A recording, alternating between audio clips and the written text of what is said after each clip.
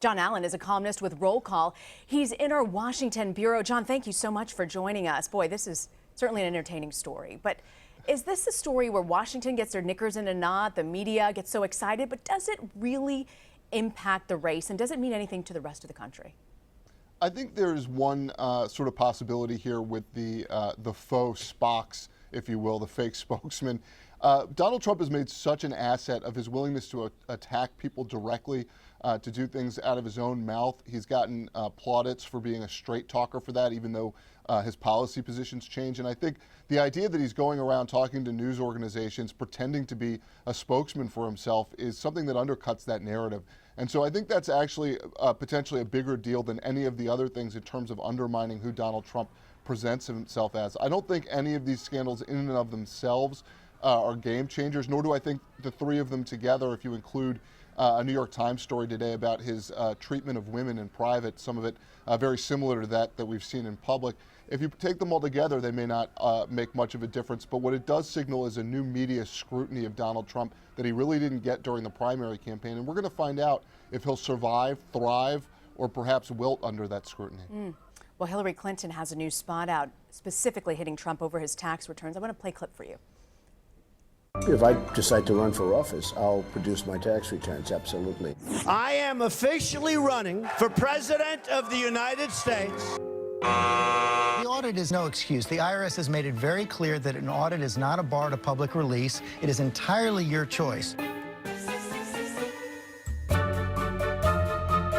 It's none of your business.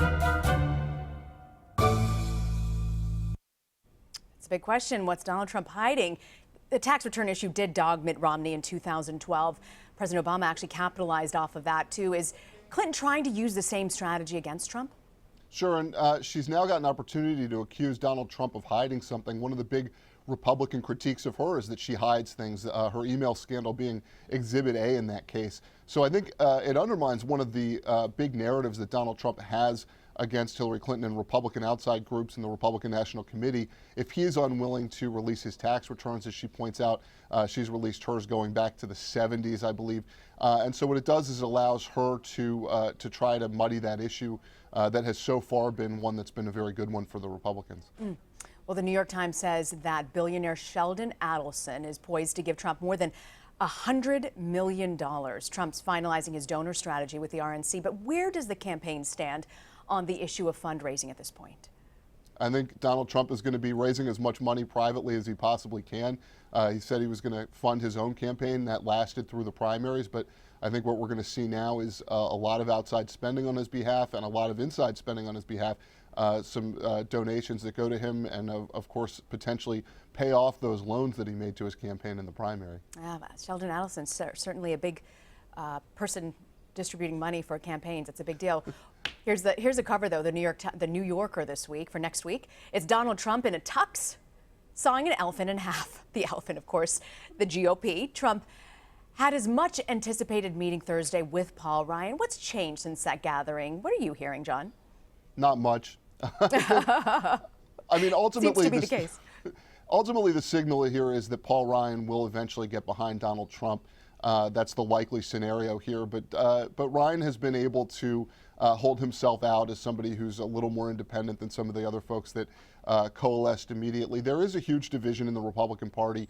I expect most Republicans will end up with Donald Trump. The question is going to be what happens with suburban women in outside Columbus, Ohio, outside Tampa, St. Pete, in Florida, in these big swing areas of swing states. Is Hillary Clinton going to have a huge advantage with them, not just because she's the first legitimate female candidate for the presidency in terms of legitimacy of actually winning it, but because Donald Trump has done so much to alienate women. Tee us up for the week ahead, John. You are there in Washington. What are you looking ahead to politics for next week?